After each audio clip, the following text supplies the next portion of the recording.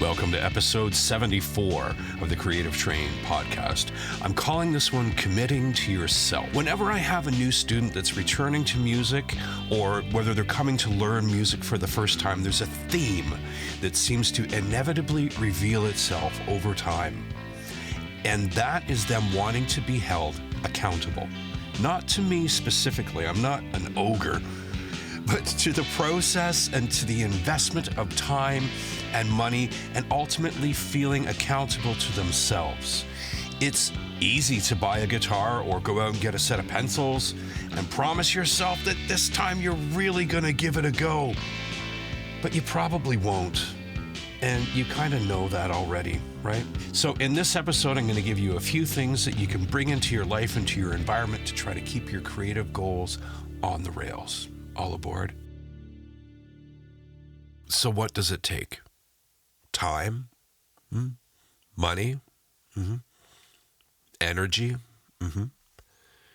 Divine intervention? Not so sure. What does it take to get you focused beyond the first seed that you had of planting your creative journey? To actually get stuff done. And what if you're already moving along, more or less, in your creative journey, but you seem to have hit a block, one of those hills that just seems impossible to climb? Well, I think all those things I listed up there are more or less necessary. But I think it's once someone starts to feel that they're being held accountable by me as their instructor, that they pull up their socks on a regular basis. I think people want a complicated answer. One that they can, ruminate on and write down the possibilities and look for expensive things to buy and time-consuming things to do, and then be able to stand back at some point and look at it and go, yeah, I just don't have that. I don't have time. I don't have money. I don't have energy. I'm just going to leave it. But that's the complicated answer. There are a few really simple things you can do that are free, if not almost free, and all it takes is some mental focus. Because people don't want to feel shame about anything, ever. And most folks on the outside often see our activities as sort of frivolous or meaningless or selfish, that we're just playing at doing something. Once they find themselves finally succumbing to their curiosity, though, and signing up for lessons in any discipline, they realize they need some kind of external expectation of performance to keep them going through the tough times. I don't know if they need it, but they want it. Somebody outside of themselves to say, yes, you are doing the thing. So I never shame anyone for not practicing. But one thing I'll always do is ask them what they did instead of practice. And typically, they don't even remember. There's some time well spent, eh? The majority of my adult students are either retired or work remote jobs, like work from home, where they don't have to commute, which gives them a slightly more relaxed work schedule. And as they anticipate incorrectly or correctly, or assume, this will give them more time to practice. I think a lot of adults look forward to their retirement years as the time when they can finally pursue their creative goals, that finish line has been crossed. Now I don't go to work every day. Now I'm going to be an artist. Whether it's cooking classes or painting or music or even getting into yoga, whatever, they put these things off until they believe the time will be just right. Well, sunshine, the time is hardly ever exactly right. That magical, mystical moment when all responsibilities fall aside and all that's left for you to do is your thing. Yeah, that's not really going to happen. Most folks that I know who retire, who are either, peers as musicians or just folks that I know, they're busier once they retire than when they were working every day. So the one thing that you'll find across the board is that the creative mind is hardly ever at rest. And we're constantly observing, seeking inspiration, information, and trying to document these on any kind of surface we can write on. And these things become our reserve of ideas, our pantry cupboard, to which you can look back to at any time if we need a rhyme, a lyric, a melody, a recipe idea, or a photo concept, or a clothing design concept. So instead of waiting for the right moment to arrive, to fall at your feet and go, hey, I'm here, instead try to be ready at all times. Every waking moment is your creative time. And have something with you to document your ideas. You won't always have a few hours to sit and indulge your art like those misty, cool, or warm Sunday mornings that you dream about, where you can just sit there with the cat and your coffee and do your thing.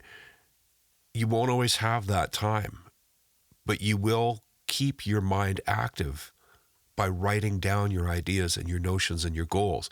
You're in effect creating an accountability ledger for yourself. Once you put those ideas down, they're not going anywhere unless you lose the book or something. So you can come back to that and go, oh, I had that great idea.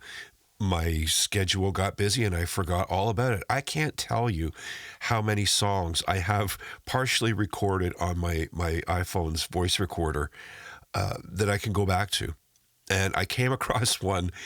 It was from 2019. Just trying to remember without getting distracted and having to look. But 2019, I remember the night. It was late autumn. It was frosted out in the yard. And I had to go out to my car to get something that I didn't want left in the car overnight when it was cold. And as I got outside, I just had this melody hit me, just boom. I kept singing it on my way to the car. Now, it's about close to 100 feet from my house to where my car is, if I walk it out along the curves of the pathway.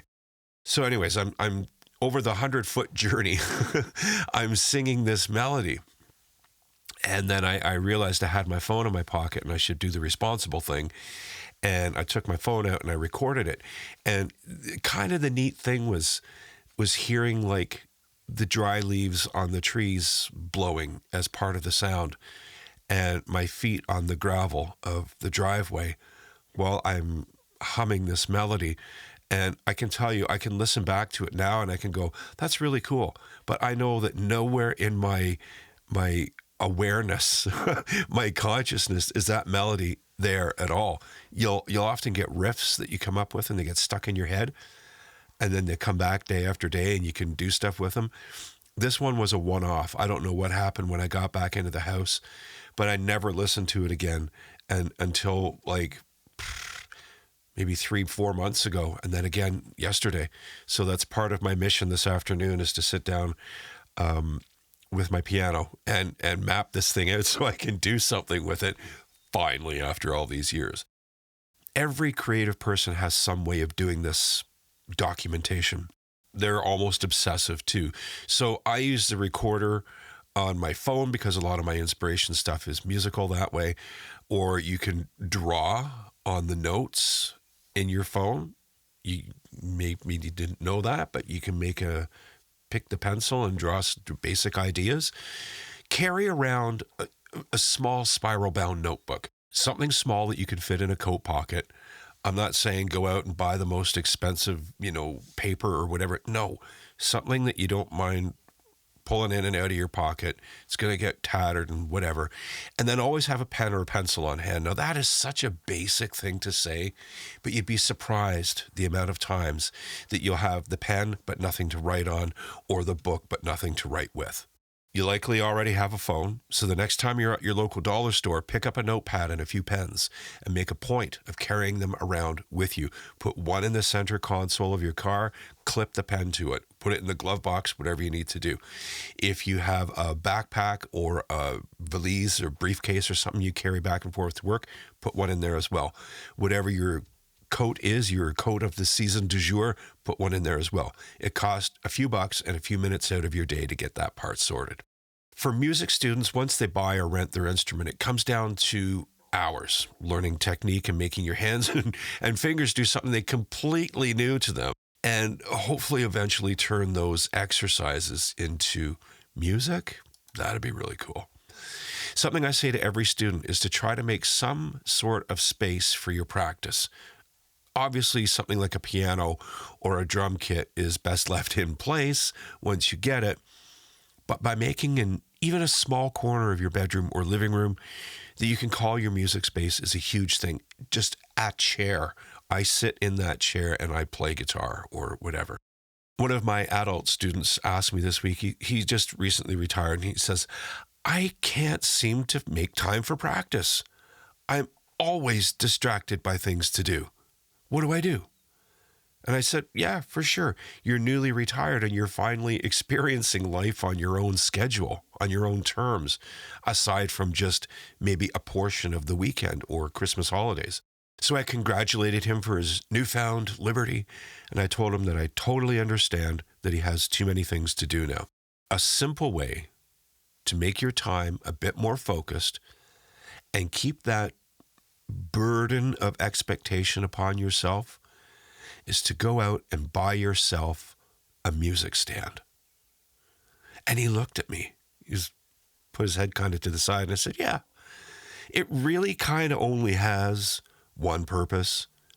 You can't hang clothes on it like you do on the Bowflex home gym rig. And he kind of chuckled. And you can't pile boxes on it like you can on a treadmill. It really has one single use, and that's to hold your music. I mean, it could do other things, but really. So by investing in something like $40 for a decent quality music stand, you're making a further commitment to yourself by acquiring some task-specific tools. And once you get more experienced on guitar, like things like effects pedals or trying a different amp or strings or whatever, it enhances your experience and satisfies your newfound curiosity, but it doesn't do a darn thing to make you better or more able at your craft. So get the music stand, put stickers on it, do whatever you want to do to personalize it, but keep it out in the open with your study materials on it. Something a painting student or drawing student could do is invest in a small easel or a light table or one of those lamps with those awesome wide range bulbs in it, or something as simple as going to the local used furniture place, like those Value Village kind of places or something like that. Buy yourself a small TV table, the fold up kind, and call that your art studio for now. Don't use it for anything else, ever. It's not a table anymore. It's your studio. That central piece of your creative journey, the place where the magic happens. You need to see these things daily. You need to make them part of your life and part of your routine. And even if it's 5 minutes spent just before bed, sketching out a few ideas or practicing a new scale or a chord pattern, you did it, and you can call that a bit of success. Tucking your guitar away or putting your pencils away, whatever, like tucking your guitar away under the bed when you're not practicing should only be done if your kids are really young and really destructive. I used to have to do that, and it was a gigantic pain in the arse to go through the whole unpacking and setup and repacking process whenever I wanted to practice. If you can find a way to keep a constant visual reminder of your new creative journey out in the open, please do it.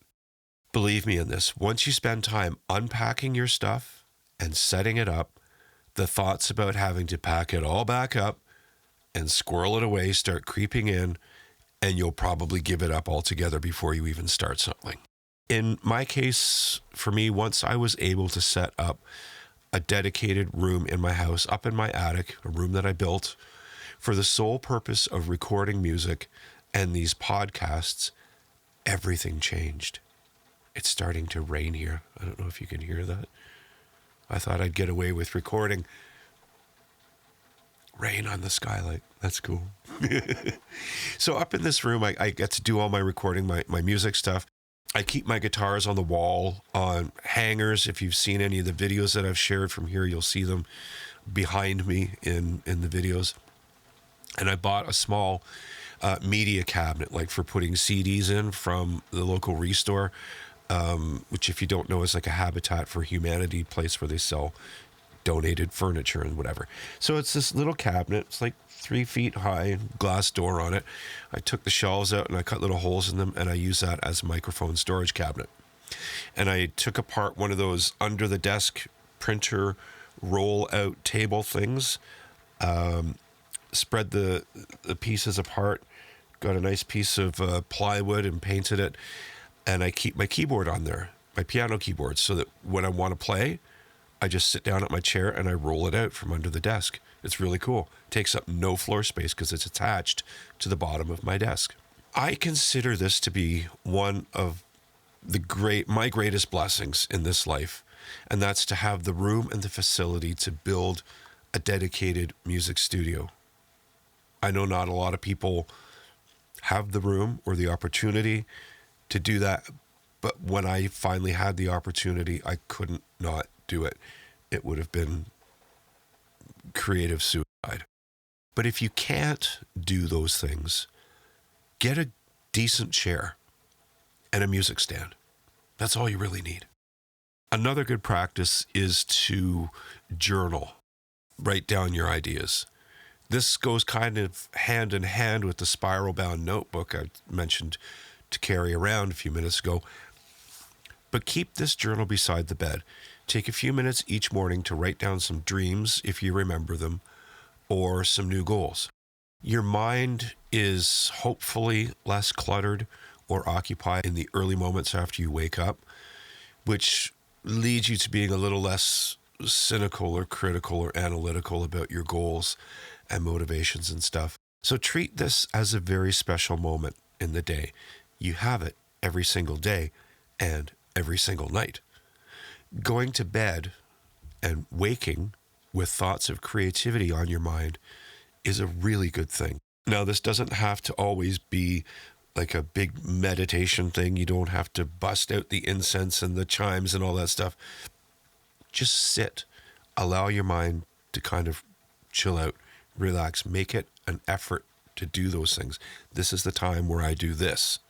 And if you keep telling your body that over and over again, unless you have some very exceptional circumstances come up in the morning or in the night, you go to bed, this is what I do, I organize my mind, then I go to sleep. It's not always possible, the way the world can push and pull us these days, but it's totally worth trying to do it. For visual artists, keep your stuff that you've made around you, in your home, your car, your workspace. Every window in my house has something I made of glass in it, something to filter the light, color the room, and keep me constantly reminded in those dark times that I can actually do the things I talk about. I go back and listen to music sometimes that I've recorded, just so I can go, oh yeah, that's neat. Or, oh my God, how did I have the nerve to put that out into the world? And if people think you're selfish by doing this, or self-absorbed or arrogant for doing those things, let it go. Here's a really controversial point I dealt with in another podcast, but I'm going to bring it up again here. There is a lot of pent-up resentment that people have towards people who keep pushing, who keep creating and growing as an artist. Maybe it's a jealousy of your skills that you've acquired, or maybe it's a resentment for them ending their own creative journey at some point in the past when they thought that, yes, this is the time when I become serious about life and I don't think about art or music anymore. I can't say for sure. but I do feel it in others when they're in my house. Some love it, and there are those people who simply won't look up or make eye contact. The body language never lies.